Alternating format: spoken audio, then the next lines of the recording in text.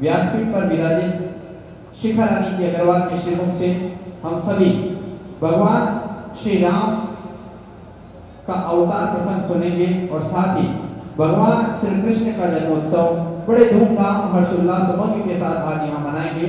तो हम सभी का सौभाग्य है कि हमें इस बैसाख के महीने में ये पवित्र कथा ठाकुर जी की दिव्य कथा का गुणानुवाद सुनने का सुअवसर मिल रहा है और हम सभी आज इस कथा के दौरान राम और श्याम का अवतार और जन्म उत्सव मनाएंगे। आइए मैं आग्रह करता हूँ व्यास जी महाराज से कि हम सभी को भगवान की दिव्य लीलाओं की गुणानुवाद करवाएं। एक बार सभी प्रेम से जयघोष लगाएंगे, राधे राधे राधे राधे जय श्री राधे।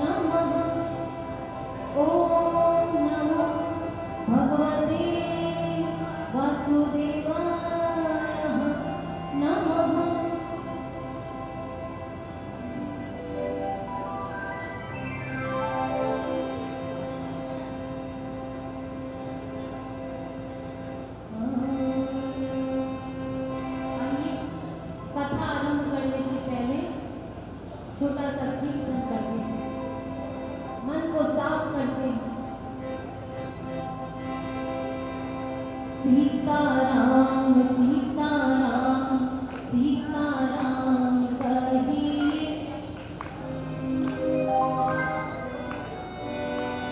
सीताराम सीताराम सीताराम कहिए, जाने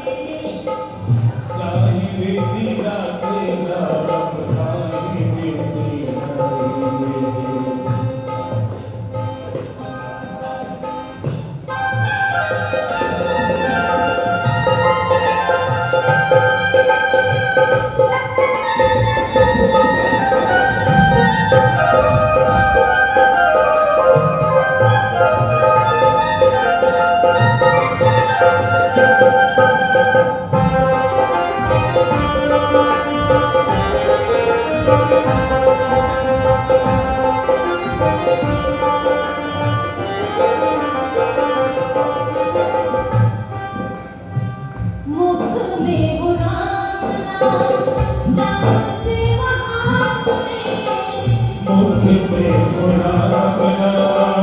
राम बहार में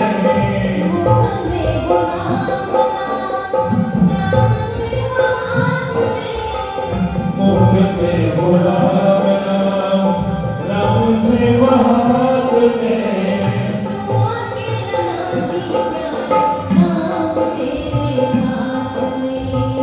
तू अकेला नहीं प्यारे राम तेरे साथ में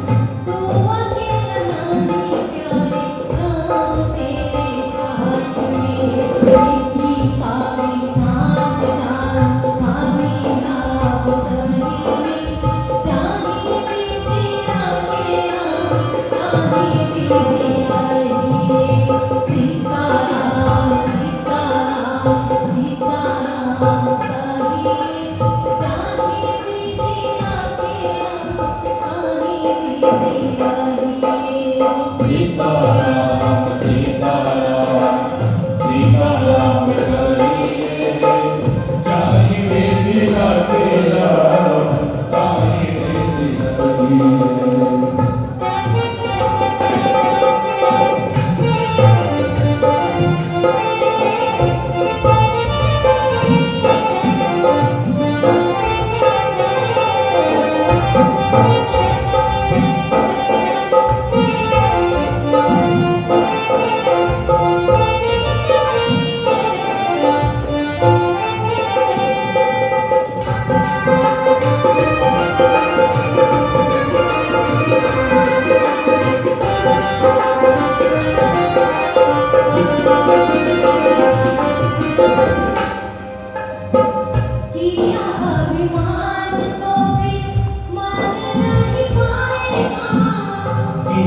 अभिमान तो फिर मान नहीं पाएगा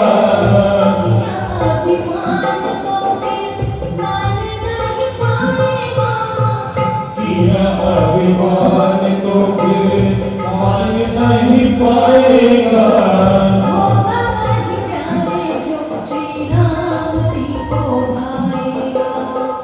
होगा वही प्यारे जो श्री राम जी को पाएगा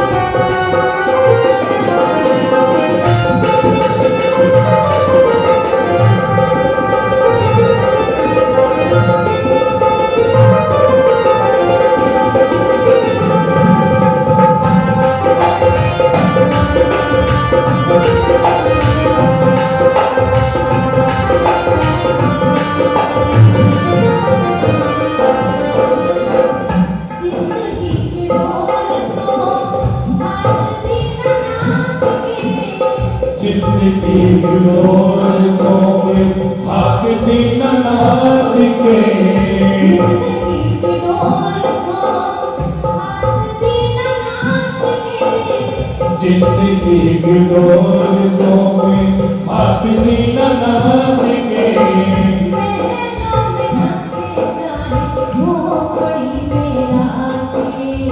ओ महलों में रखी जाए झोपड़ी के पास में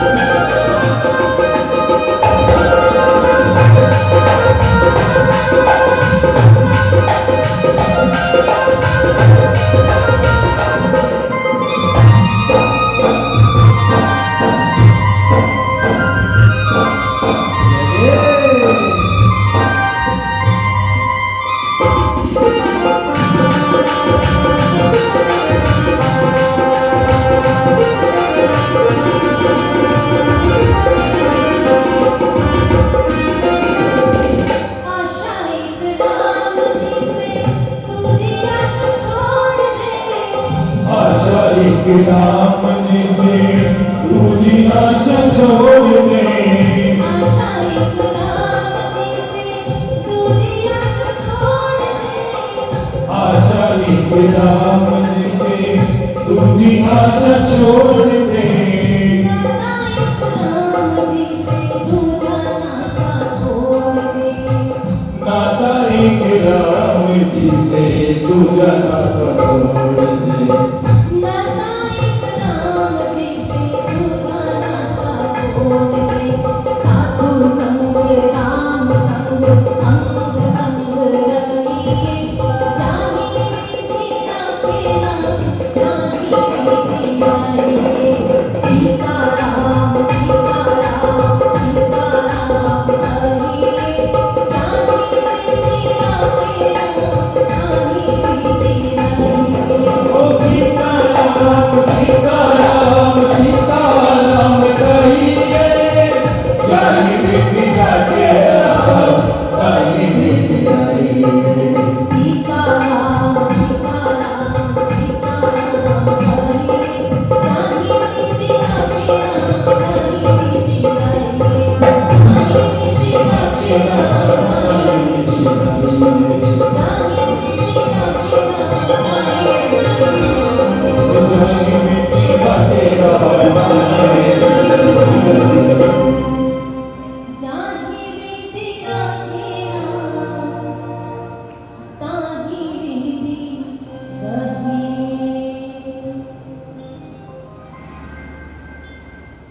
बोले कृष्ण कन्हैया लाल की।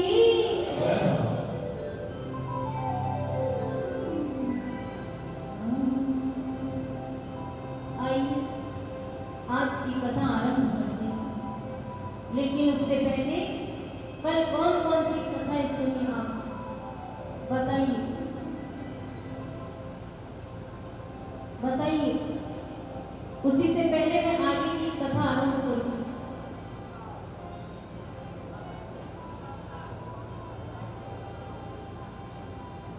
वामन अवतार, वराह अवतार, ध्रुव चरित्र, भक्त प्रहलाद और स्वर्ग लोक नरक लोक और राजा गया की कथा। आइए आगे की कथा आरंभ करते हैं। एक बार राजा दक्ष विंध्याचल पर्वत पर जाकर तपस्या करते और तपस्या करके ब्रह्मा जी से वरदान मांगते कि मैं जितनी संतानें चाहूं प्रकट कर सकूं।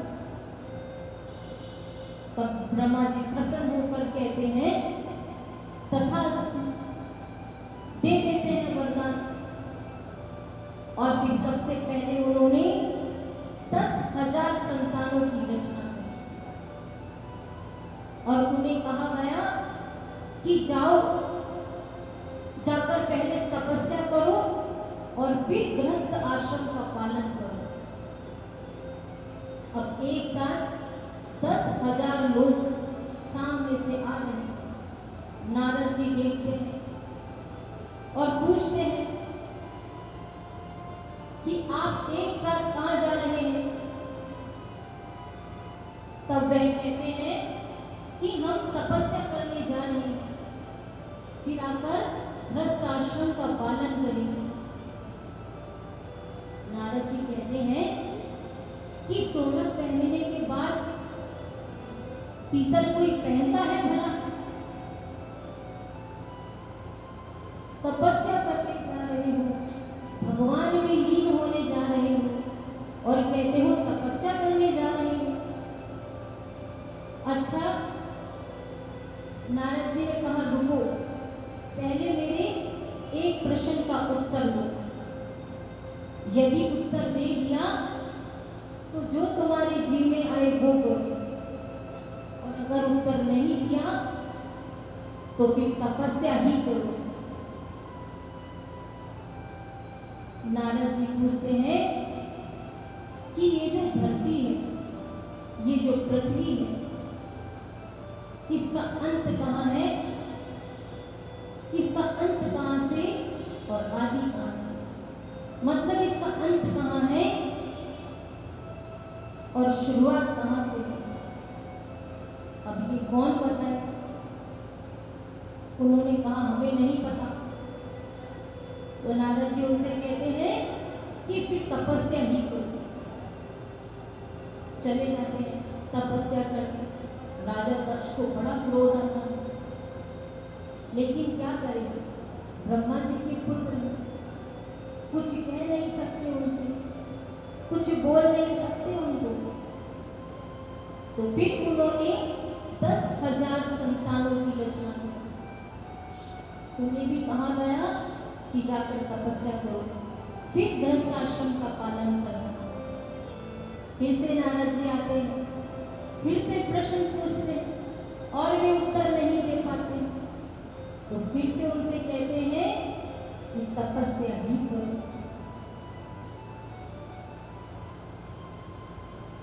अब फिर राजा दक्ष नारद जी के पास आते हैं, क्रोधित हुए वे, क्रोध में आकर उन्हें श्राप दे देते हैं कि आपकी आदत है ना हर जगह जाकर काम बिगाड़ने की, तो मैं तुम्हें श्राप देता हूं कि आप एक घड़ी से ज्यादा कहीं टिक नहीं सकेंगे। अब यहाँ कौन जानता है एक घड़ी यानी 24 मिनट। तो नारद जी ने कहा उतना मेरे लिए काफी, इतना तो मैं खुद नहीं टिक सकता। तो नारद जी कुल 24 मिनट तक उन्होंने कहा इससे ज्यादा तो मैं खुद नहीं टिक सकता, इतना मेरे लिए काफी है। इसलिए वो इधर उधर घूमते रहते हैं। तो महाराज नारद जी ने कहा आपने मुझे श्राप तो दे दिया, कोई बात नहीं, ठीक है, पर इसमें गलती आपकी ही। आपने उनसे क्या कहा कि जाकर तपस्या करो, उसके बाद गृहस्थ आश्रम का पालन करना। लेकिन गृहस्थ आश्रम का पालन कैसे करें, क्योंकि पुत्रियों की रचना तो करी ही नहीं आपने। तो महाराज उस समय संसार तो शुरू ही हुआ था और ब्रह्मा जी रचना करते हैं तो सिर्फ 10,000 बालक, फिर 10,000 बालक, तो महाराज पुत्रियों की रचना तो करी ही नहीं। तो अपने पुत्रों को ही कह दिया कि जाकर गृहस्थ आश्रम का पालन करो। तो मैंने तो पाप करने से बचाया है। तब दक्ष राजा को अपनी गलती का एहसास होता था। उसके बाद उन्होंने 60,000 पुत्रियों की रचना की। इस प्रकार रचना का कार्य आगे बढ़ता है। आइए अब हम चलते हैं नारद जी और युधिष्ठिर के पास। उनके बीच ज्ञान की बातें हो रही हैं, धर्म की बातें हो रही हैं। धर्म क्या है, धर्म के लक्षण क्या है? ऐसे तो देखिए धर्म की बहुत बड़ी परिभाषा है, लेकिन इतना समय नहीं है हमारे पास, इसलिए मैं आपको संक्षिप्त में बताऊंगा। मैं आपको धर्म के 5 लक्षण बताती हूँ जो सबसे महत्वपूर्ण है। सबसे पहला लक्षण है सत्य। सत्य की राह हमें कभी नहीं छोड़नी चाहिए। कहना बड़ा आसान है, पर और आज तो हम हर थोड़ी थोड़ी देर में झूठ बोलते हैं, कोई ना कोई झूठ बोलते हैं। मान लीजिए कोई बाहर रास्ते में है, उसका फोन आया है कि भाई कहाँ हो, और आप घर पर ही बैठे, आप घर से निकले भी नहीं हैं, और आप उनसे कहते हैं कि भाई बस 5 मिनट में आ रहा है तो झूठ ही।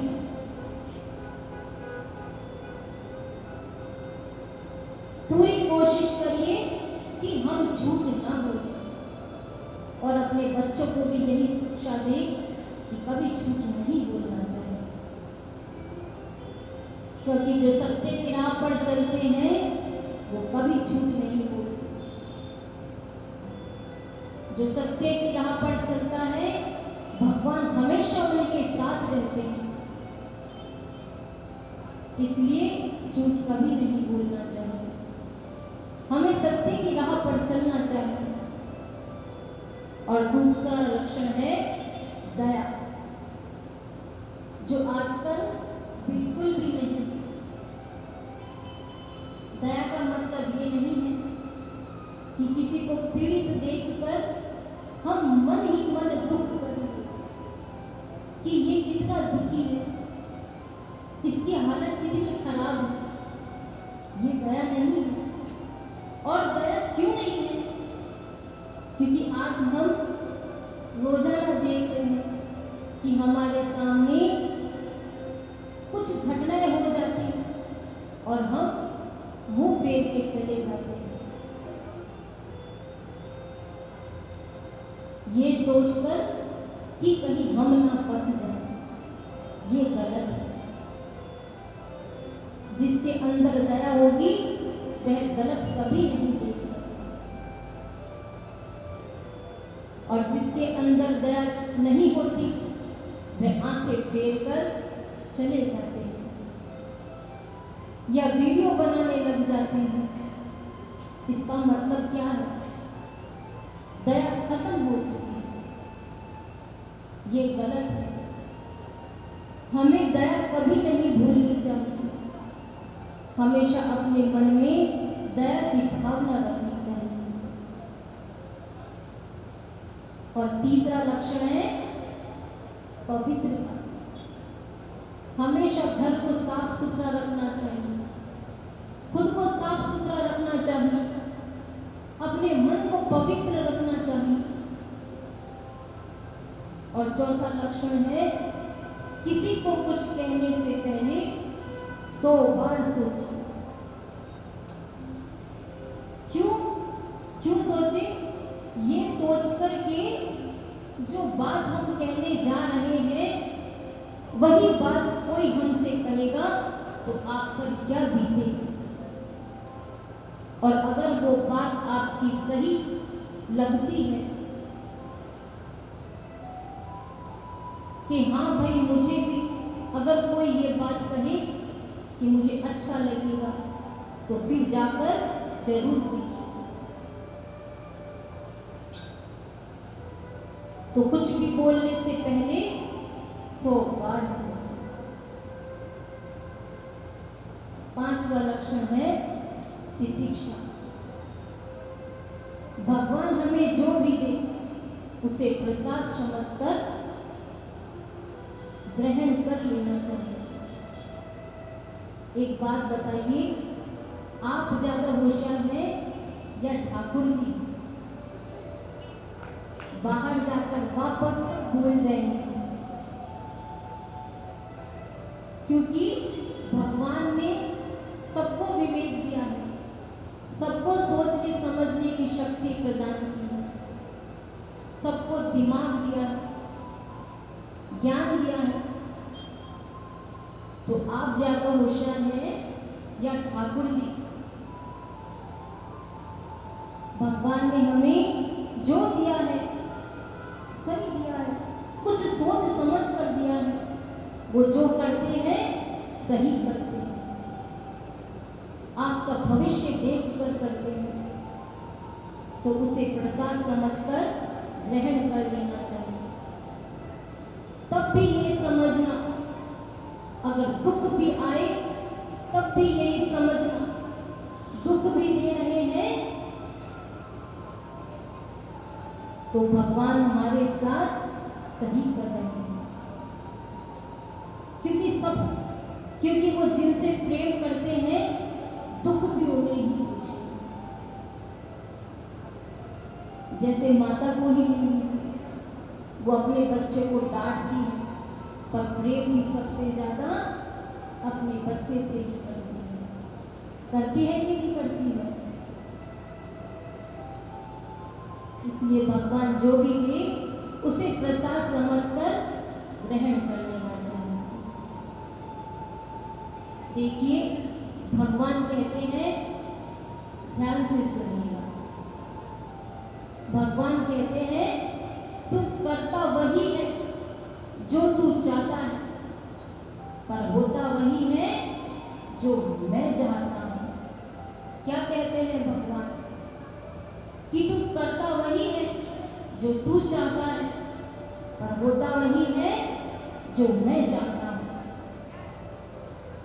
तो तू कर वही जो तू चाहता है और फिर होगा वही जो मैं चाहता हूं। भगवान के बताए हुए रास्ते पर चलिए, सब अच्छा ही होगा।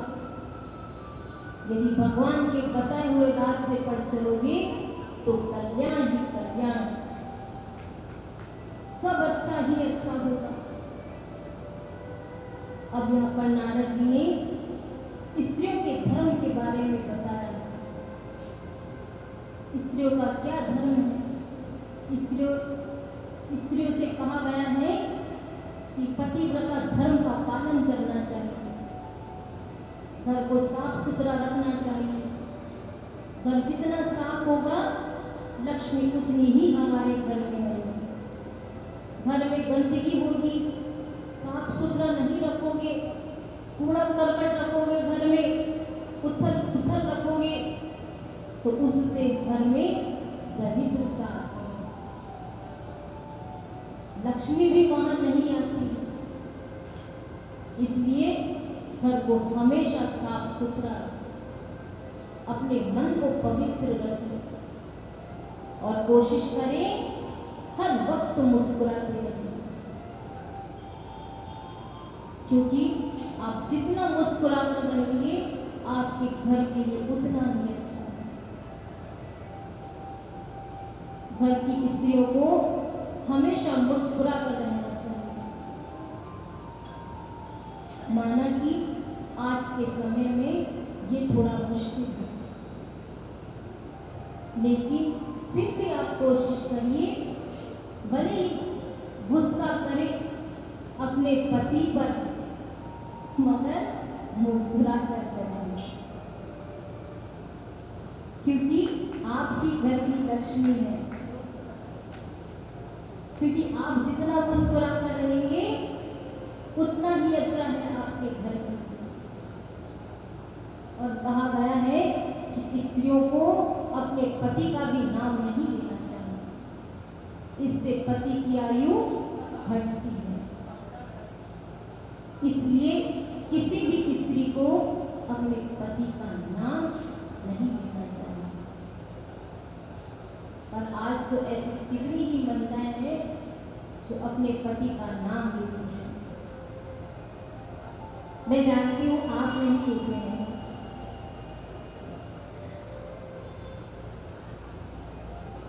तो महाराज राजा परीक्षित पूछते हैं सुखदेव जी से कि महाराज मुझे दान के बारे में बताइए कि दान किसे करना चाहिए, क्यों करना चाहिए, किस समय दान करने से क्या फल मिलता है और दान किसे करने से क्या फल मिलता है, क्या महत्व है दान का, आप मुझे बताइए। तो सुखदेव जी कहते हैं ऐसे तो दान कभी भी कर सकते हैं, इसका बहुत पुण्य मिलता है, बहुत फल प्राप्त मिलता है। पर कुछ ऐसे दिन हैं जिस समय दान करने से विशेष फल प्राप्त होते हैं। जैसे 2 आयन होते हैं, उत्तरायण और दक्षिणायन। इन 2 आयनों में दान करने से विशेष फल प्राप्त होता है। अक्षय तृतीया के दिन दान करने से विशेष फल प्राप्त होता है। घर में किसी बालक का जन्म हो, पुत्र या पुत्री, जब दान करने से विशेष फल प्राप्त होता है। या किसी की मृत्यु हो जाए, उस समय दान करने से विशेष फल प्राप्त होता है। लेकिन सुखदेव जी कहते हैं कि राजा परीक्षित, दान भी सुपात्र को करना चाहिए। यदि कुपात्र को दान करोगे तो उसका फल नहीं मिलेगा और फिर उसका उल्टा ही फल मिलता है। राजा परीक्षित कहते हैं, वो कैसे? सुखदेव जी कहते हैं, एक राजा थे, बड़े ही दानवी, पूजा पाठ, दान हवन यज्ञ सब कुछ करवाते थे।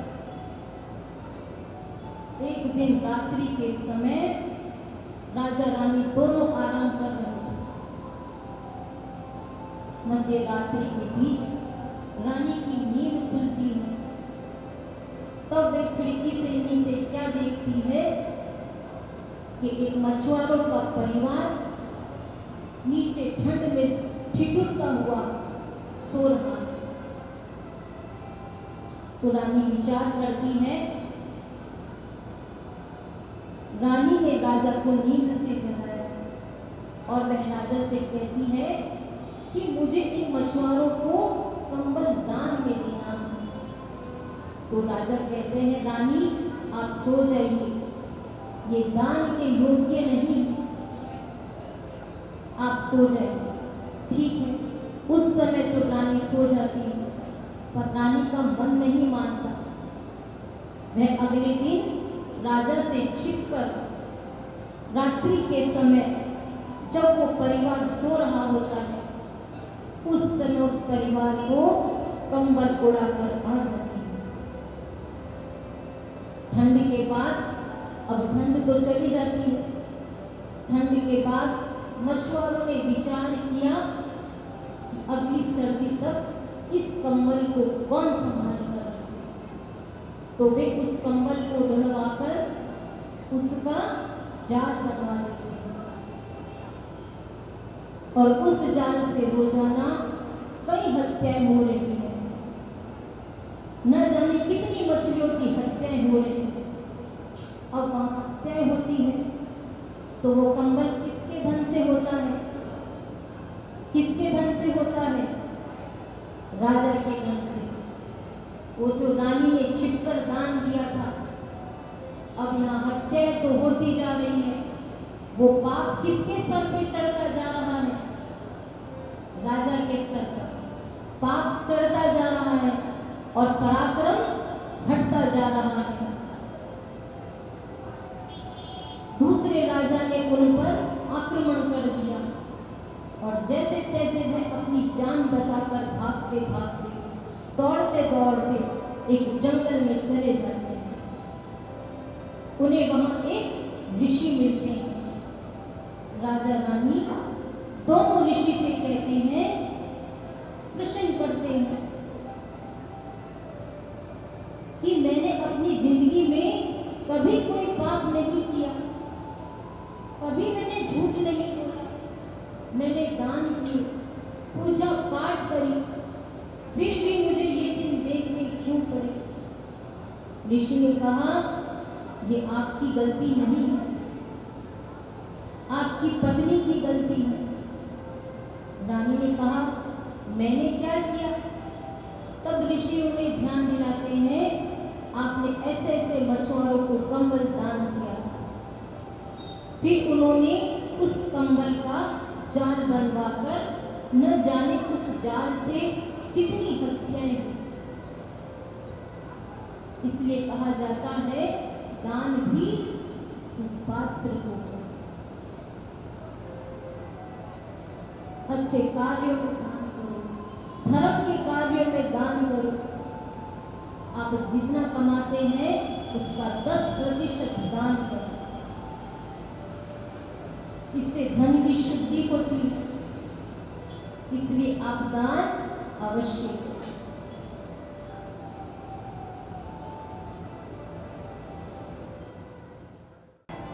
आइए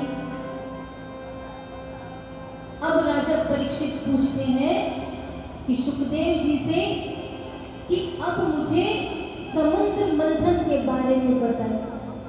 समुद्र मंथन कब हुआ, कैसे हुआ और क्यों हुआ? सुखदेव जी कहते हैं कि एक बार दुर्वासा ऋषि कहीं जा रहे थे। रास्ते में उनकी भेंट इंद्र से होती है।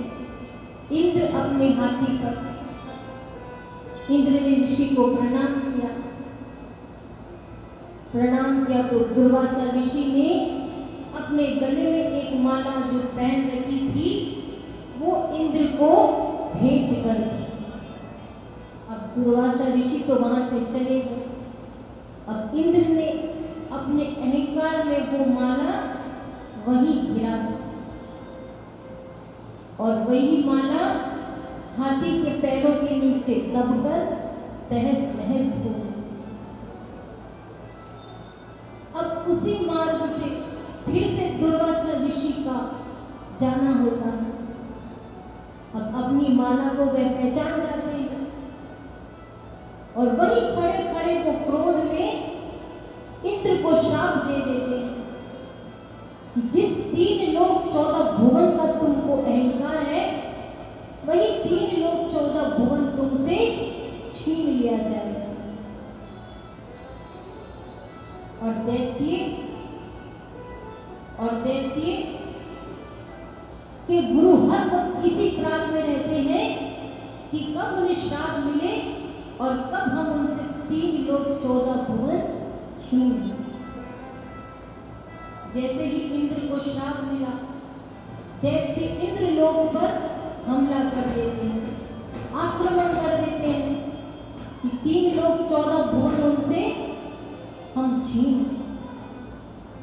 अब महाराज इंद्र आदि देवता ठाकुर जी के पास जाते हैं। दैत्यों ने इंद्र लोक पर आक्रमण कर दिया, आप कुछ करिए। ठाकुर जी कहते हैं अभी तो देवता शापित हैं, अभी कुछ नहीं कर सकते, थोड़ा रुकिए, सही समय का इंतजार करते हैं। फिर ठाकुर जी कहते हैं चलिए समुद्र मंथन करते हैं, उसमें से जो अमृत निकलेगा मैं वो अमृत तुम देवताओं को पिला दूंगा, तुम अमर हो जाओगे, तुम्हारी मृत्यु नहीं होगी, तब फिर तुम उनसे जाकर युद्ध करना।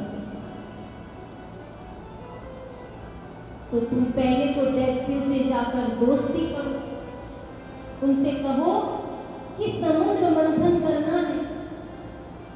देवता जाकर कहते हैं दैत्यों से कि समुद्र मंथन करना है। पहले तो दैत्य नहीं मानते हैं और समुद्र मंथन का सुन के मान जाते हैं। क्यों मान गए? क्योंकि समुद्र मंथन ऐसी चीज है कि ना तो देवता अकेले कर सकते थे, ना दैत्य अकेले कर सकते थे।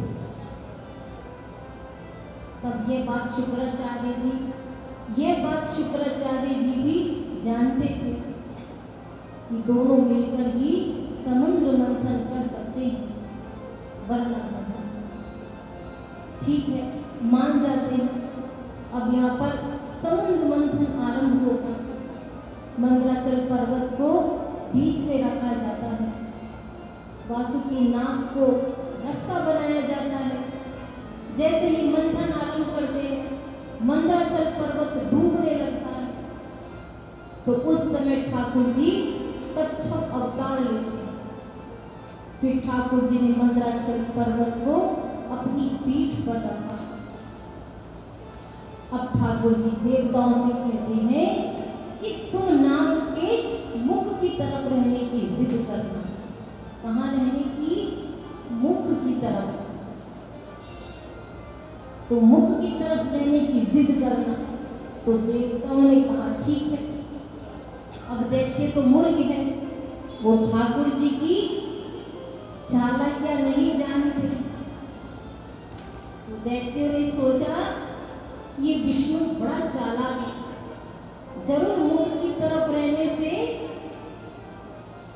कोई लाभ हो रहा होगा, कोई फायदा हो रहा होगा। तो दैत्यों ने कहा नहीं, अभी हम राजा हैं, हम मुख की तरफ रहेंगे। तो ठाकुर जी कहते हैं सही बात, अभी राजा तो आप ही हैं, आप रह लीजिए मुख की तरफ, हम पीछे नाक की पूंछ की तरफ चले जाते हैं। ठीक है। अब समुद्र मंथन आरंभ होता है। सबसे पहले नाक के मुख से जहर निकलता है। उस विष से कई के कई दैत्य वहीं के वहीं मारे जाते हैं। तब दैत्य समझ जाते हैं ये इस विष्णु की चाल है, इसलिए इतने दैत्य मारे गए। बाकी दैत्य पीछे हट जाते हैं। फिर समुद्र मंथन शुरू होता है। फिर सबसे पहले उसमें से विष निकलता है। अब उस विष का क्या करें, क्योंकि मंथन के समय जो चीज समुद्र में से निकलती है उसे काम में नींद पड़ती है, नहीं तो वो विष समुद्र में चला जाएगा। सभी देवता विचार करते कि अब इस विष का क्या करें। तो देवता महादेव जी के पास जाते हैं और उनसे प्रार्थना करते हैं कि अब आप ही इस विष को ग्रहण कर लीजिए। अब महादेव जी तो तैयार हो जाते हैं पीने के लिए। उतने में पार्वती माता आती है कि ये देवता लोग कितने होशियार हैं, ये जहर तो आपको पिला रहे हैं और आपकी मृत्यु हो जाएगी। महादेव जी बोले जबकि कल्याण के लिए अगर मर भी जाऊं तो कोई फर्क नहीं पड़ता, मर जाऊं। अगर मृत्यु हो भी जाए तो हो जाए मृत्यु। पार्वती जी जानती थी ऐसे तो यह नहीं मानेगी। पार्वती माता कहती है आपके शरीर में मेरा स्थान कहाँ है, कि आपके शरीर में मेरा स्थान कहाँ है। महादेव जी ने कहा मेरे हृदय में। तब तो ये विष हृदय में भी जाएगा। तो आप विष पिएंगे तो वह विष हृदय तक जाएगा, तो मेरी तो मृत्यु हो जाएगी। तो आपके ऊपर पत्नी हत्या का कलंक लगेगा। महादेव जी ने कहा बात तो सही, ठीक है, मैं उस विष को गले से नीचे उतरने ही नहीं दूंगा। ठीक है, मैं उस विष को गले से नीचे उतरने ही नहीं दूंगा। और वह विष महादेव जी पी जाते हैं। तब से महादेव जी का नाम पड़ा नीलकंठ महादेव। बोलिए नीलकंठ महादेव की। अब महाराज विष के बाद और भी कई चीजें समुद्र में से निकलती हैं। कामधेनु गाय निकलती है, ऐरावत हाथी निकलता है, कल्पतरु वृक्ष निकलता है, लक्ष्मी जी निकलती है, हाथ में वरमाला ली विवाह करने के लिए। अब यहाँ सब तैयार हैं शादी करने के लिए। सबसे आगे देवता लोग खड़े हैं, देवता भी खड़े हैं, दैत्य भी खड़े हैं, कई ऋषिगण भी खड़े हैं। अब लक्ष्मी जी सबको देखते हुए सबके सामने से जा रही है, ऋषिगणों के सामने से जा रही है। ऋषिगण ज्ञानी है लेकिन क्रोधी बहुत है, क्रोध बहुत आता है उनको, तो उनके वहां से भी चली जाती है। अब दैत्यों के सामने जाती दैत्य बलशाली है लेकिन मूर्ख है, ज्ञानी नहीं है, ज्ञान नहीं है, वहां से भी चली जाती है। फिर देवताओं के सामने जाती है। देवता क्रोधी नहीं है, बलशाली भी है, मगर अहंकारी है, अहंकार बहुत है उनमें और उनके सामने से भी चली जाती है। अब लक्ष्मी माता ठाकुर जी के सामने आती है। ठाकुर जी क्रोधी नहीं है, बलशाली भी है, ज्ञानी भी है, अहंकार भी नहीं है, सुंदर भी है, सुशील भी है, सब कुछ है और ठाकुर जी के गले में वरमाला पहना देती है। बोले लक्ष्मी नारायण भगवान की।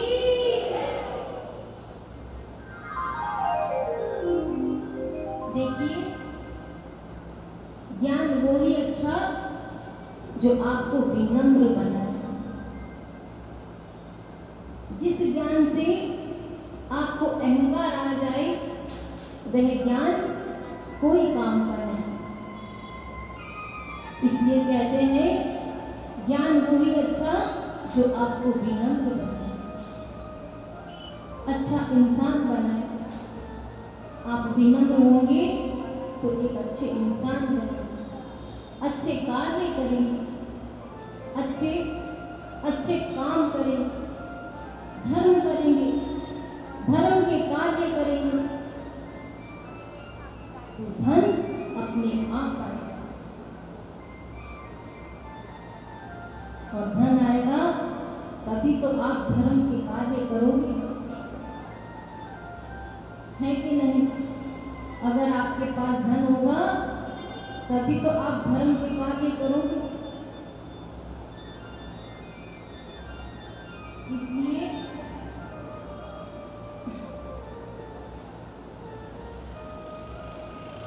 और यदि आप भगवान का नाम ले रहे हैं, भगवान का कार्य कर रहे हैं तो आपकी जय जयकार होनी ही होनी है। ऐसा हो ही नहीं सकता कि आप धर्म के कार्य करो और आपकी जय जयकार हो ही नहीं।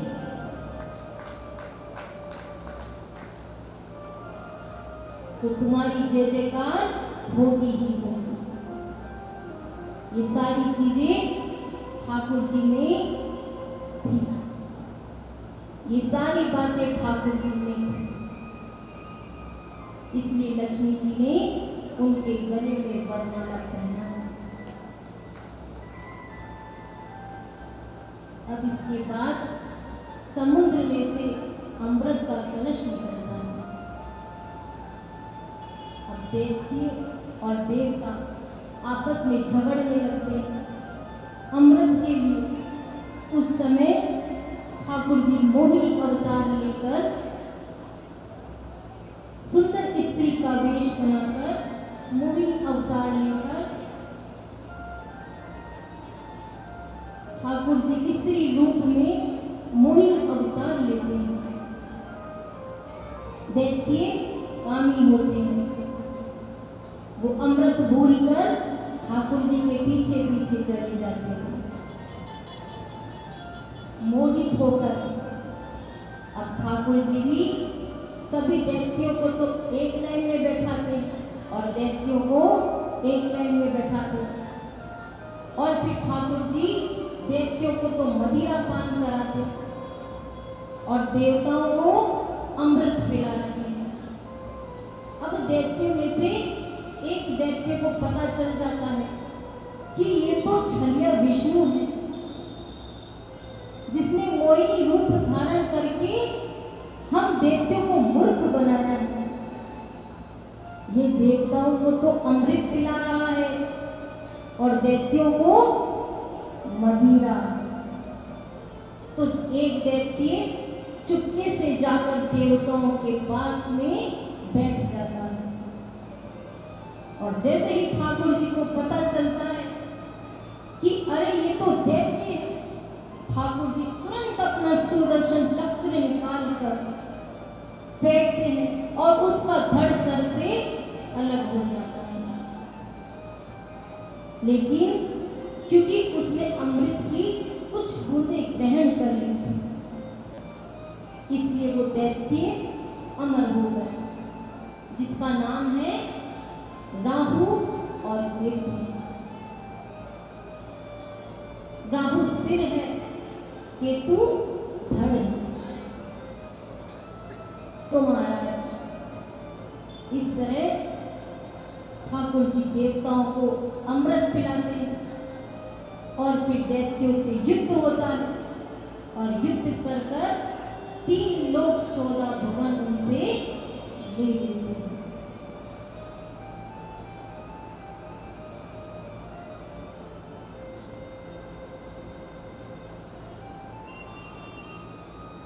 आइए अब हम चलते हैं राम जी के अवतार में।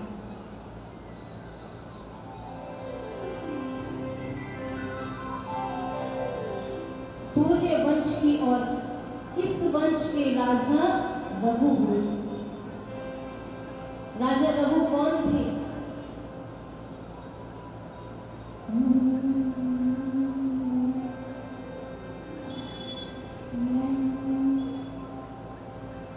रघुकुल नीत सदा चली आई,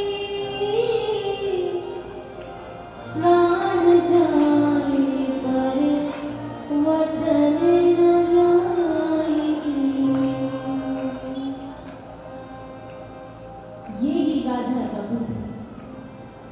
इन्हीं के वंश में राजा रघु, राजा दशरथ।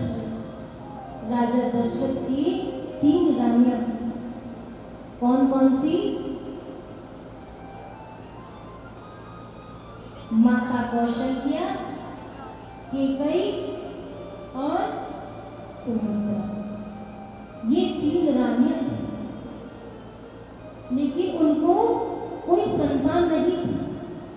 इस बात का दुख राजा को बड़ा सताने लगा। कुछ समझ नहीं आ रहा कि क्या करें, और इसी समस्या का समाधान ढूंढने के लिए वो अपने गुरु श्री वशिष्ठ जी के यहाँ जाते हैं।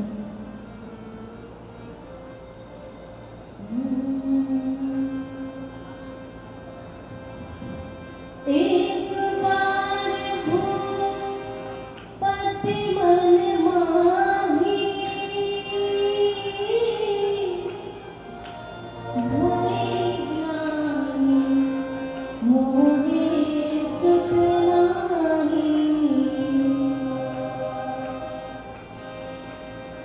दशरथ जी कहते हैं मुझे अपने आप पर ही ग्लानि होने लगी। मैंने कितने पुण्य करे, सबकी सेवा करी, सहयोग किया, और उसका परिणाम क्या है कि आज मेरे इस वंश को आगे बढ़ाने वाला कोई नहीं। मेरे लिए ना सही, लेकिन इस राज्य के लिए तो मुझे कोई ना कोई उत्तराधिकारी तो चाहिए। इस आशा को लेकर आपकी शरण में आया। अपने गुरु से कहते हैं आप ही उपाय बताइए। देखिए, अपने गुरु को जब कोई समस्या बताते हैं ना, तो कोई ना कोई हल तो निकल ही आता है। गुरु वशिष्ठ जी कहते हैं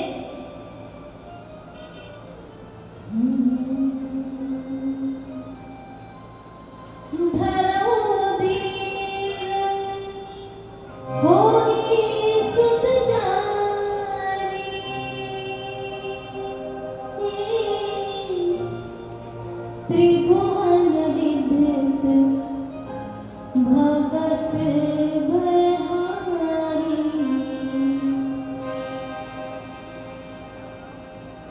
और वशिष्ठ जी ने कहा राजा दशरथ को कि आप धीरज रखिए, धैर्य रखिए, आपके एक नहीं 4 पुत्र होंगे। पर कैसे? वशिष्ठ जी कहते हैं भगवान नारायण को प्रसन्न करो, पुत्र कामेष्टि यज्ञ की तैयारियां करो। अयोध्या नगरी में यज्ञ की तैयारियां शुरू हो रही है।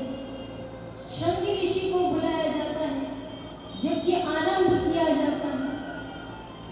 और जैसे ही यज्ञ सफल होता है, उस यज्ञ कुंड में से साक्षात अग्नि देव प्रकट होते हैं और राजा दशरथ को खीर का प्रसाद देते हैं और कहते हैं ये खीर जाकर अपनी चारों पतियों को खिला देना,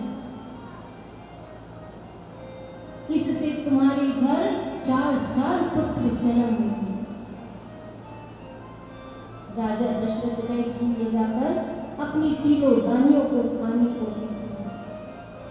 अब कैकेयी माता थोड़ी सी खीर खिड़की में रख देती है और वहां एक पक्षी आकर उस खीर को उठाकर ले जाता है और बाकी बची खीर तीनों रानियां खा लेती हैं। उधर एक पर्वत पर अंजनी माता तपस्या कर रही होती है। वह पक्षी अंजनी माता के ऊपर से गुजर रहा होता है। थोड़ी सी खीर अंजनी माता के मुख में गिर जाती है, उससे हनुमान जी का जन्म हुआ। और उधर चैत्र महीने के शुक्ल पक्ष के नवम तिथि को साक्षात मर्यादा पुरुषोत्तम भगवान श्री राम का जन्म होता है। बोलिए श्री रामचंद्र भगवान की। 4 पुत्र जन्म लेते हैं, राम जी, भरत जी, शत्रुघ्न जी और लक्ष्मण जी। अब महादेव जी और सभी देवतागण ललायित हैं प्रभु श्री राम को देखने के लिए।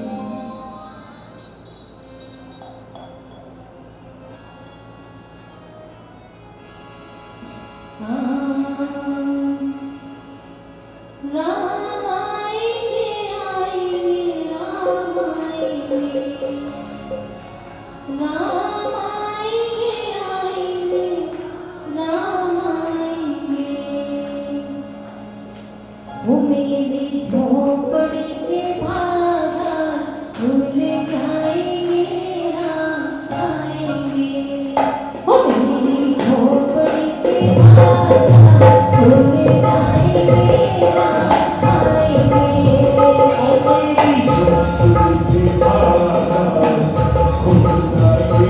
राम आएंगे।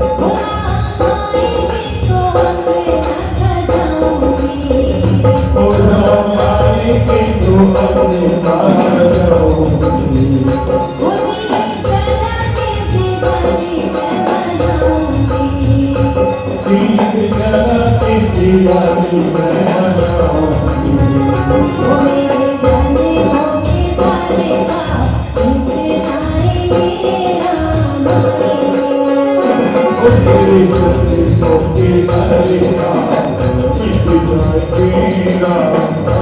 आएंगे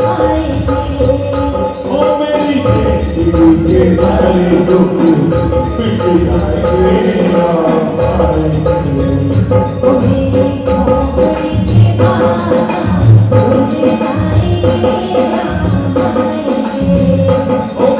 झोपड़ी के बाहर डूबे जाएंगे राम आएंगे झोंपड़ी के बाहर खुल जाएंगे राम आएंगे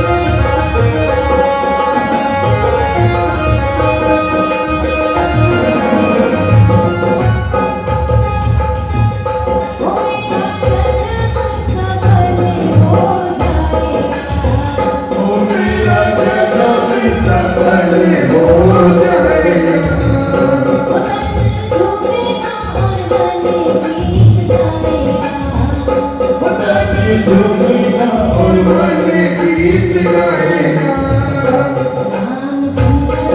सुंदर मेरी किस्मत और राम सुंदर मेरी किस्मत चमकाएंगे राम आएंगे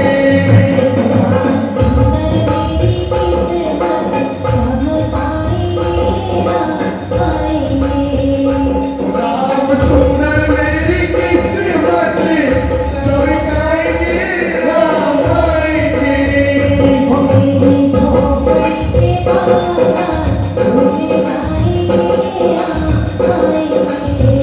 ओ मेरी झोपड़ी के बाजार खुल जाएंगे राम आएंगे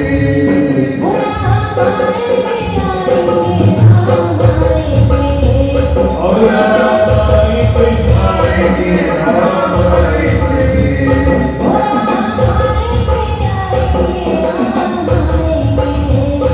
राम आएंगे आएंगे राम आएंगे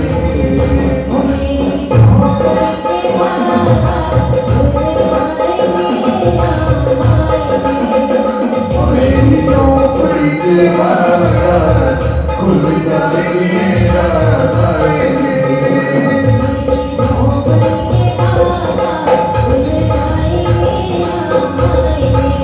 ओ मेरी झोपड़ी के बाजार खुल जाएंगे राम आएंगे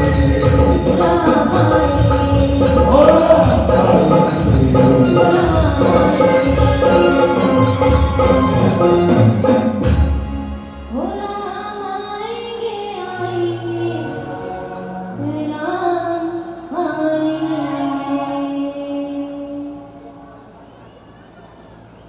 राधे राधे, जय सिया राम। ब्रह्मधाम में आयोजित श्रीमद् भागवत कथा का आज चतुर्थ दिवस और जैसा कि आप देख रहे हैं हमारे सम्मुख प्रभु श्री राम की सुंदर छवि भैया लक्ष्मण के साथ में काले काले मेघ है छाए। ये अभी की नहीं बता रहा हूँ क्योंकि अभी तो बड़ी गर्मी पड़ रही है, 44-45 डिग्री टेम्परेचर है। और बड़ी अच्छी चीज है कि जहाँ इस सड़क पर अगर आप पापड़ रखो तो पापड़ भी सिक जाए।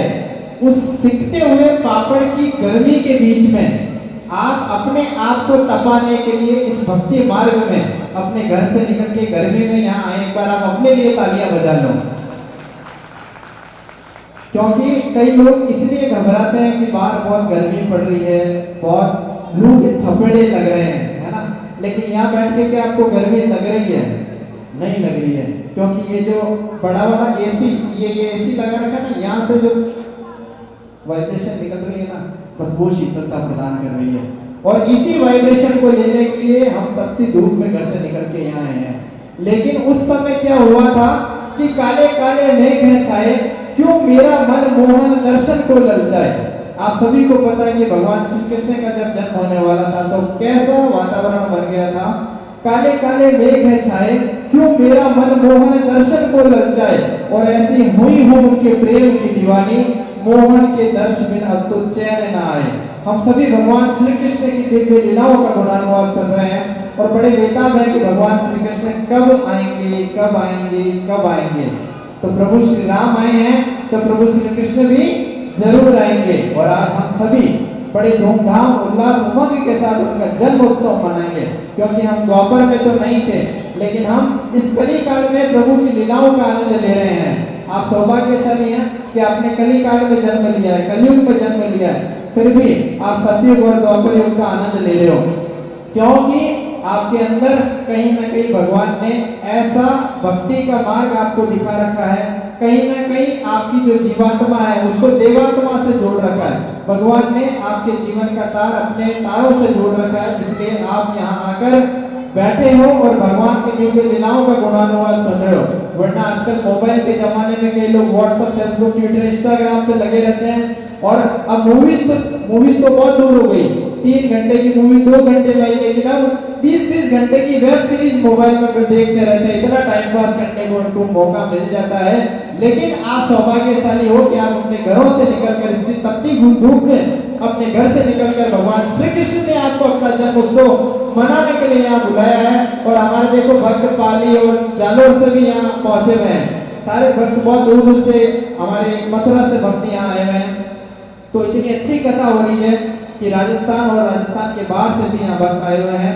बड़ी सुंदर कथा व्यासपीठ पर विराजित कथावाचिका शिखा रानी जी अग्रवाल के श्रीमुख से हम सभी श्रवण कर रहे हैं। ये इनके जीवन काल की पहली कथा है और मैं कम से कम 400-500 कथाओं में, जो व्यापारी के लोग हैं मुझे जानते हैं बहुत अच्छे, देश भर में, देश के बाहर भी गया हूँ, नेपाल भी मैंने मन संचालन किया नेपाल जाकर। तो मैं कम से कम 400-500 कथाएं संतों के और बुद्ध पुरुषों के साथ में रहकर कर चुका हूँ। लेकिन सच बता रहा हूँ कि मैं सामने बैठ के नीचे सुनता हूँ, ऊपर मेरे लिए कुर्सी लगाई जाती है, नहीं बैठता, सामने जमीन पर बैठकर कथा सुनता हूँ, बहुत आनंद भी आता है। लेकिन मुझे लगता नहीं है कि शिखा रानी जी पहली कथा कर रही है, इतनी सुंदर कथा ये करती हैं। बड़ा सुंदर प्रसंग, भगवान श्री राम का अवतार प्रसंग हमने सुना।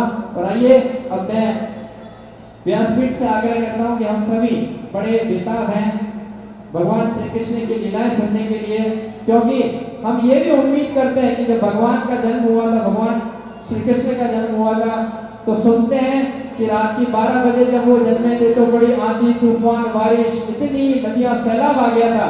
और हम भी सोच रहे हैं कि अगर आज ठाकुर जी आए तो वास्तव में, मतलब आज तो देखो धूप भी नहीं, हकीकत आप एक बार नजर डाल लो, बाहर कहीं नजर आ रही हो, धूप नजर नहीं आ रही है, थोड़ा सा हल्का सा ठंडा माहौल लग रहा है। और मैं समझता हूँ कि शायद ठाकुर जी आएंगे तो क्या पता बारिश बरस जाए। तो हम बड़े बेताब हैं कि हमें इस तपती धूप में जो झुलसता हुआ हमारा जीवन है उसको शीतलता प्रदान करने के लिए मैं आग्रह करता हूँ व्यासपीठ से कि हम सभी को भगवान श्री कृष्ण की दिव्य लीलाओं का गुणानुवाद सुनाने आप श्री कृष्ण जन्म की कथा का श्रवण करवाएं। एक बार सभी प्रेम से जय घोष लगाएंगे, राधे राधे राधे राधे जय श्री राधे।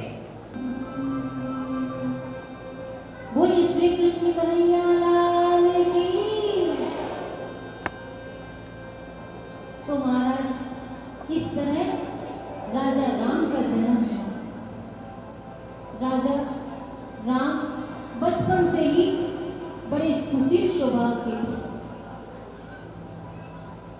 सीधे साधे भोले भाले मर्यादा पुरुषोत्तम।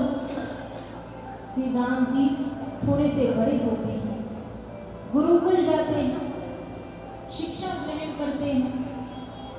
फिर उनकी शादी होती है सीता मैया जी के साथ।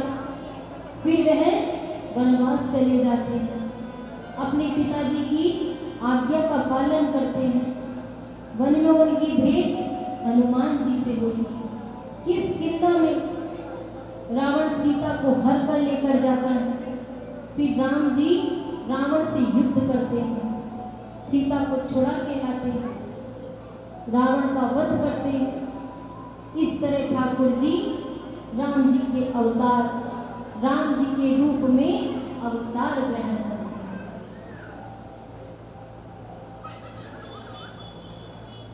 आइए अब हम चलते हैं श्री कृष्ण जन्म की ओर। एक बार पृथ्वी पर पाप का बोझ इतना बढ़ जाता है, इतना बढ़ जाता है कि पृथ्वी मां उसे सहन नहीं कर पाती। वह रोती रोती भगवान के पास जाती है, उनकी शरण में जाती है, कहती है कि धरती पर पाप इतना बढ़ गया है, अब मैं इसे और सहन नहीं कर सकती। ब्रह्मा जी ने कहा तुम चिंता मत करो, जल्द ही वसुदेव जी और देवकी के यहाँ ठाकुर जी अवतार ग्रहण करने वाले हैं। उधर मथुरा में उग्रसेन महाराज रहते हैं, जिनके पुत्र का नाम था कंस। उग्रसेन महाराज के एक छोटा भाई जिनका नाम है देवक, जिसकी बेटी का नाम है देवकी। माँ देवकी विवाह के योग्य होती है। वर की तलाश की गई। कंस ने कहा, मेरा एक मित्र है वसुदेव, बड़ा ही योग्य पुरुष, मेरी बहन के विवाह के योग्य, उसके साथ देवकी का विवाह कर दीजिए। विवाह तय होता है। देवकी का विवाह बड़े ही धूमधाम से उसका विवाह किया जाता है। अब विदाई का समय आता है। तब कंस कहता है, मैं खुद अपने हाथों से अपने रथ में देवकी को ससुराल छोड़कर आऊंगा। तभी अचानक रथ में बैठकर जाने लगता है। कभी अचानक रास्ते में चलते चलते एक भविष्यवाणी होती है कि हे कंस, जिस देव की बहन को तू छोड़ने जा रहा है, जिस देव की बहन को तू अपने रथ में बैठा कर ले जा रहा है, इसी बहन का 8वां पुत्र तेरा काल बनेगा।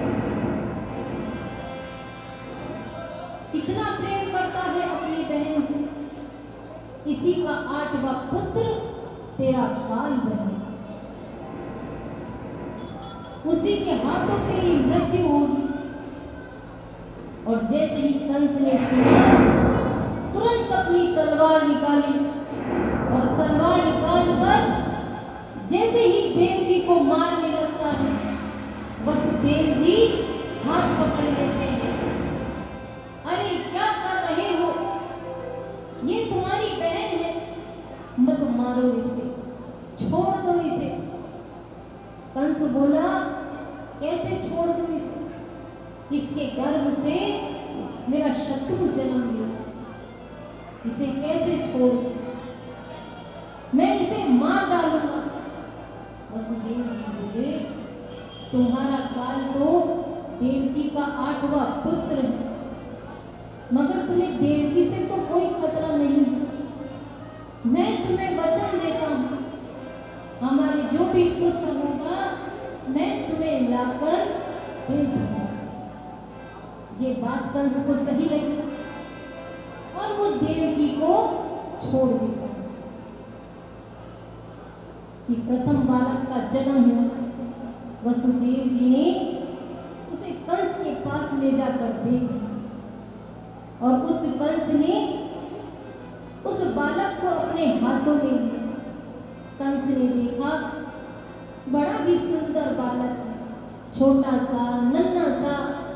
कंस को दया आ गई। बोले, वसुदेव जी इसे ले जाइए। बोले, क्यों? बोले, मेरा काल तो 8वां पुत्र हो, इसे मारकर मैं क्या करूंगा? बस 8वें पुत्र को ले आना, इसे यहां से ले जाओ। अब देवताओं के मन में हलबली मची कि कंस भी ऐसा दयावान कब से बन गया। अब कंस ऐसे ही दया करता रहा तो पाप भी नहीं होगा, तो भगवान आएंगे कैसे? भगवान अवतार कैसे लेंगे?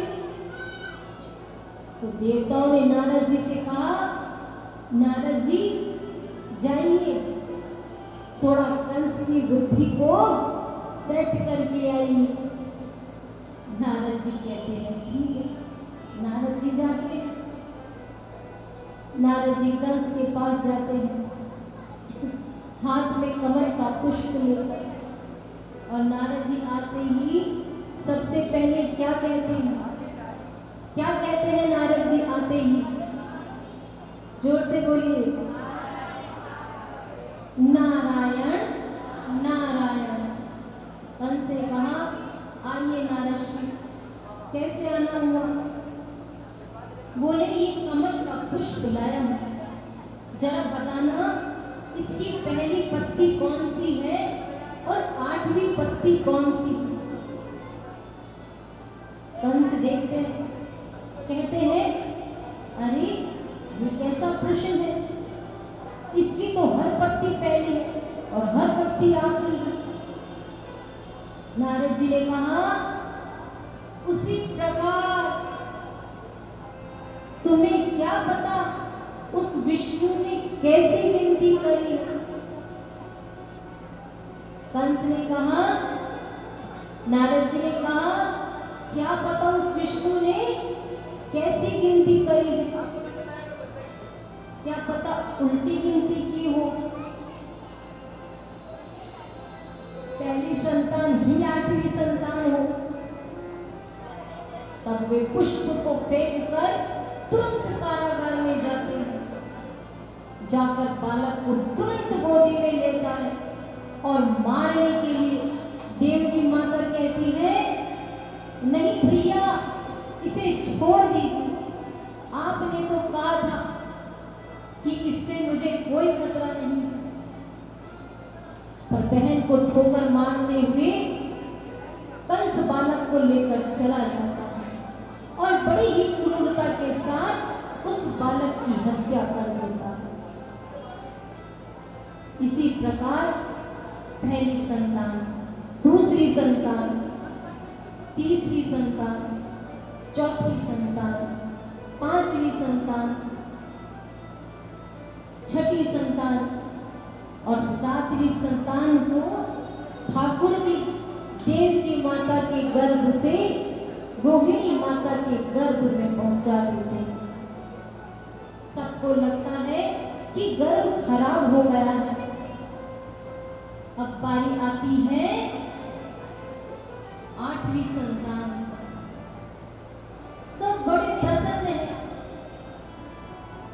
पहला महीना निकलता है, दूसरा महीना निकलता है, तीसरा महीना निकलता है, चौथा महीना निकलता है, गर्मी आ रही है, बारिश हो रही है, ये मोटी मोटी बूंदें बरस रही है, सब पशु नाच रहे हैं, मोर नाच रहे हैं। आइए प्रभु आइए, जल्दी से पधारिए, समय बीतता जा रहा है, बीतता जा रहा है। और महाराज, आप भी तो इंतजार कर रहे हैं ना? तालियां बजाइए, मुस्कुराइए। 5वां महीना निकलता है, 6ठा महीना निकलता है, 7वां महीना निकलता है, 8वां महीना निकलता है और महाराज 9 महीने बीतते हैं। रोहिणी नक्षत्र में, कृष्ण पक्ष में, मध्य रात्रि के समय ठीक 12 बजे साक्षात श्री कृष्ण जन्म लेते हैं। बोले श्री कृष्ण कन्हैया की।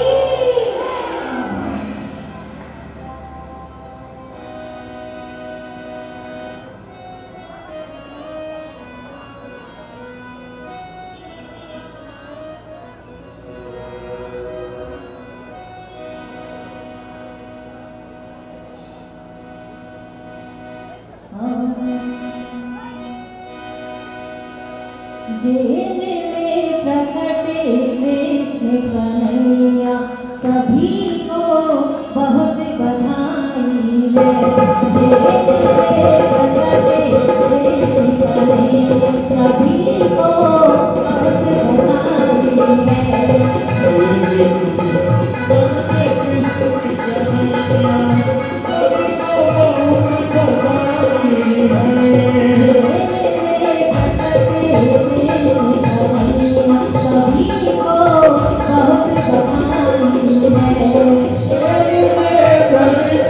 कृष्ण कन्हैया, सभी को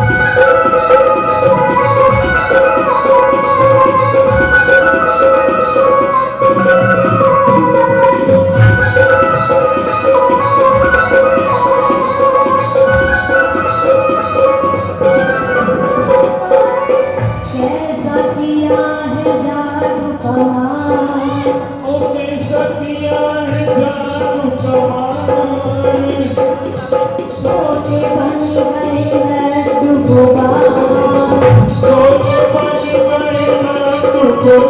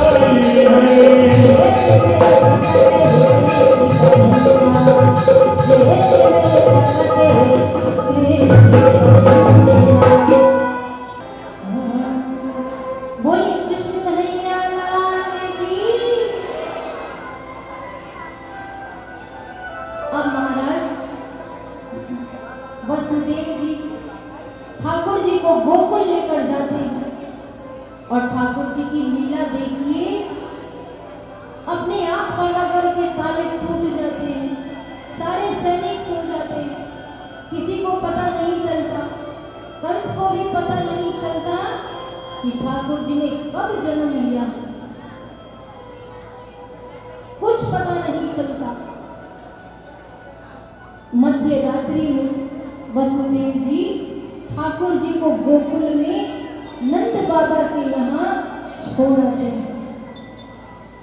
वहां पर यशोदा मैया सो रही होती है। वसुदेव जी यशोदा मैया के पास से कन्या को उठा ठाकुर जी को सुला देती हूँ और वहां से चले जाते हैं। सुबह होती है, अब यहाँ रोहिणी माता, उनकी बहन इत्यादि सब देखती है यशोदा मैया के पास एक छोटा सा बालक सो रहा है। सब भागते हुए नंद बाबा के पास जाते हैं। अरे बाबा बाबा बाबा, नंद बाबा ने कहा क्या हुआ? बोले जो नहीं होना था ना वो हो गया है, बताऊंगी तो नाचने लगोगे। नंद बाबा बोले अरे हुआ क्या है, बताओ तो सही।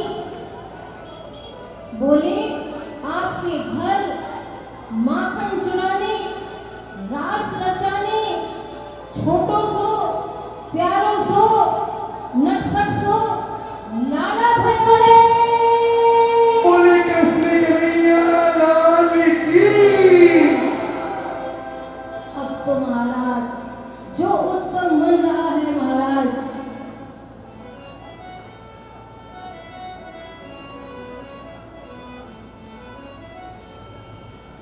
अब तो महाराज जो उत्सव मन रहा है, मानो पूरा ब्रज झूम रहा है, नाच रहा है, मानो जैसे उन सभी के घर लाला गया है। यहाँ भी सबको नाचना है और सबको आनंद लेना है। आइए सभी को झूमना है।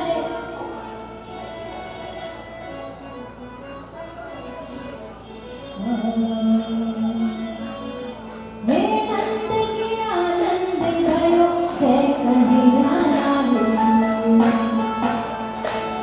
हे नंद के आनंद भयो,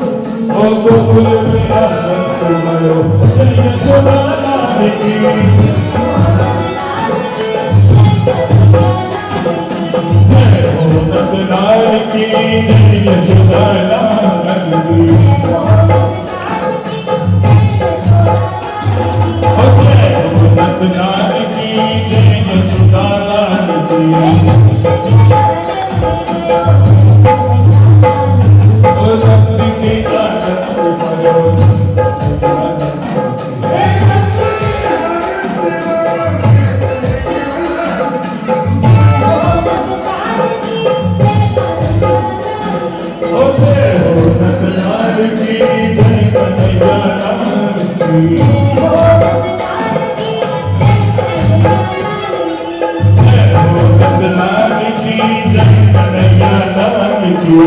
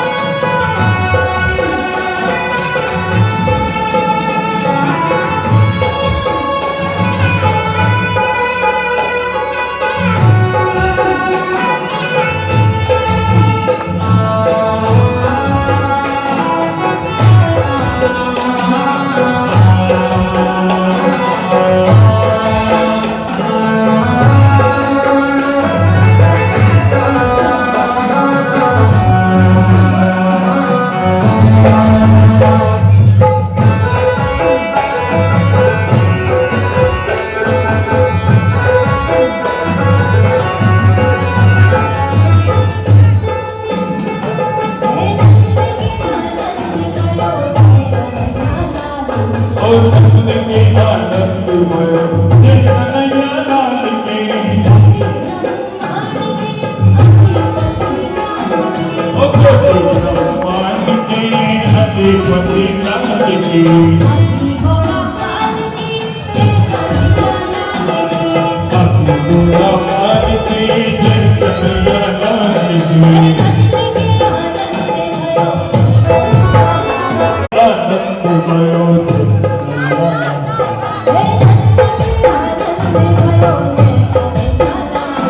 ओ नंद के आनंद भयो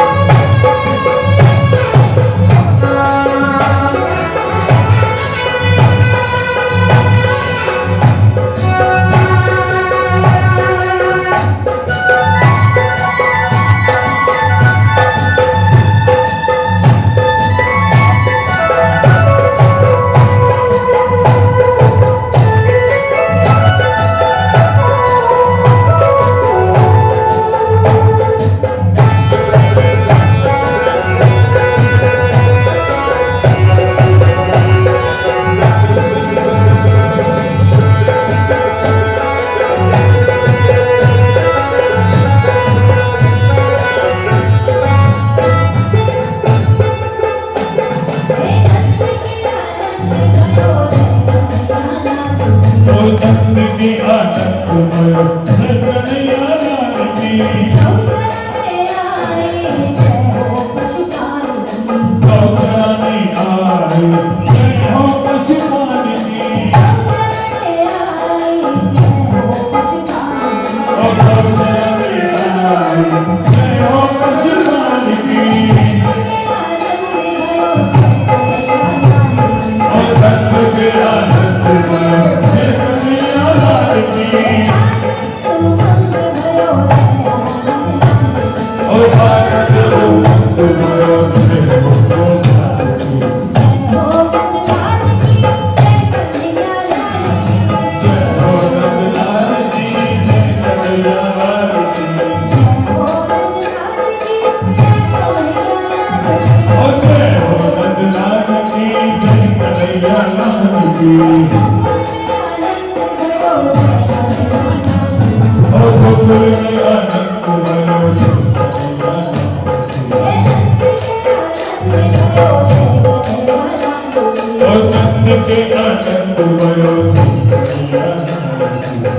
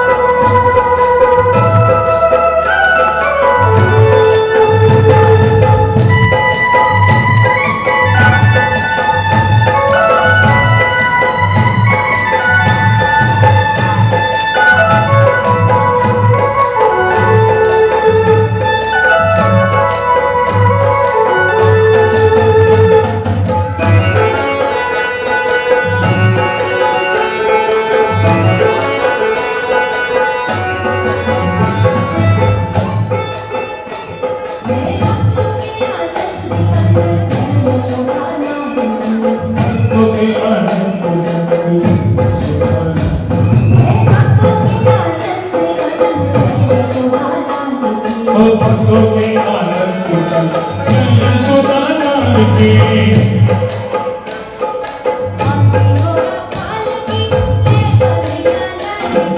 हाथ घोड़ा पाल की जय कन्हैया लाल की ओ जय यशोदा लाल की जय हो गोपाल की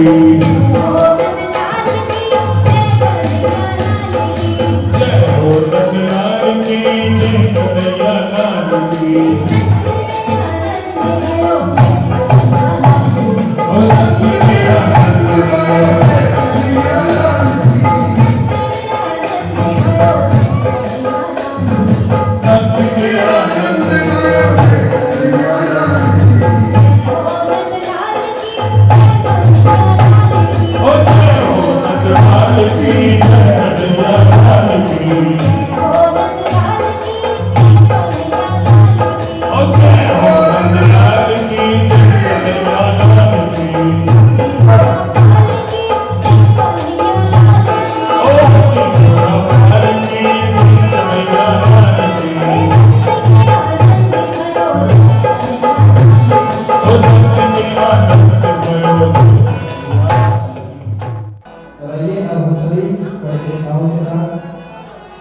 जी की और भगवान की आरती करेंगे। तो मेरे सभी भक्तों से आग्रह है कि आप अपने स्थान पर खड़े होकर सामने पधारें आरती के लिए।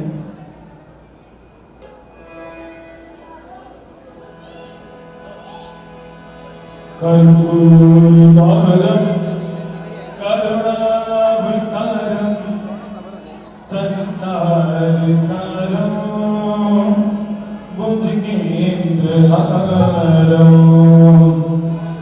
सदा वसंतम हृदयारविंदे भवं भवानी सैनं नमामि। श्री भागवत भगवान की है आरती, पापियों को पाप से तारती। भागवत भगवान की है आरती, पापियों को पाप से तारती। श्री भागवत भगवान की है आरती, पापियों को पाप से तारती। श्री भागवत भगवान की है आरती, पापियों को पाप से तारती।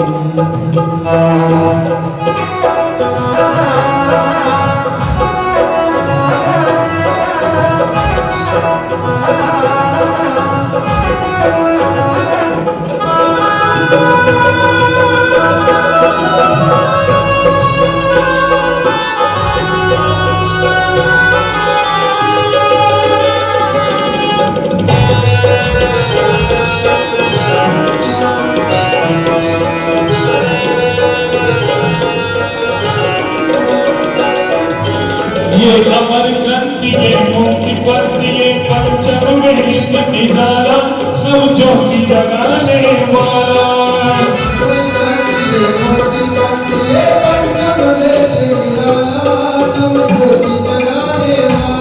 ओ हरि नाम यही हरि धाम यही, ये जग मंगल की आरती, पापियों को पाप से तारती।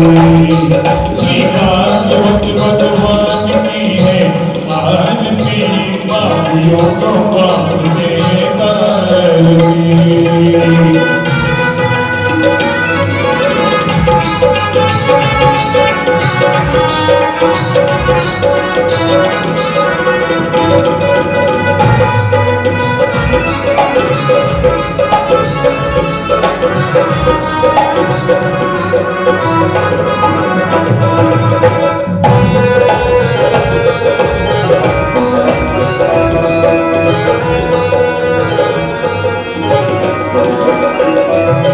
ये शांति गीत पावन पुनीत पापों को मिटाने वाला, हरि दर्श दिखाने वाला। शांति गीत पावन पुनीत पापों को मिटाने वाला, हरि दर्श कराने वाला। ये सुख करनी ये दुख हरनी, श्री मधुसूदन की आरती, पापियों को पाप से तारती। श्री भागवत भगवान की है आरती, पापियों को पाप से तारती।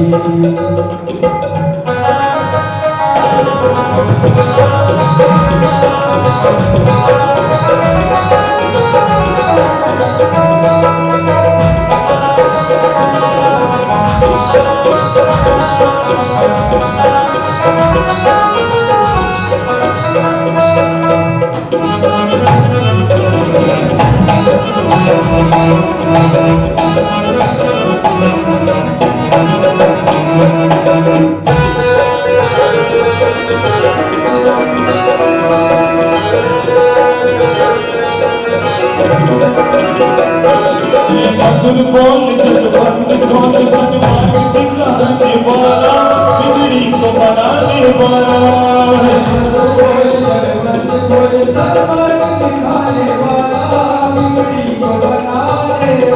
श्री राम यही घनश्याम यही, ये प्रभु महिमा की आरती, पापियों को पाप से तारती। दी। श्री भागवत भगवान की है आरती, पापियों को पाप से तार दी। श्री भागवत भगवान की है आरती, पापियों को पाप से तार दी। पापियों को पाप से तार दी, पापियों को पाप से तार दी। बोल कृष्ण कन्हैया की, बोल श्री भागवत भगवान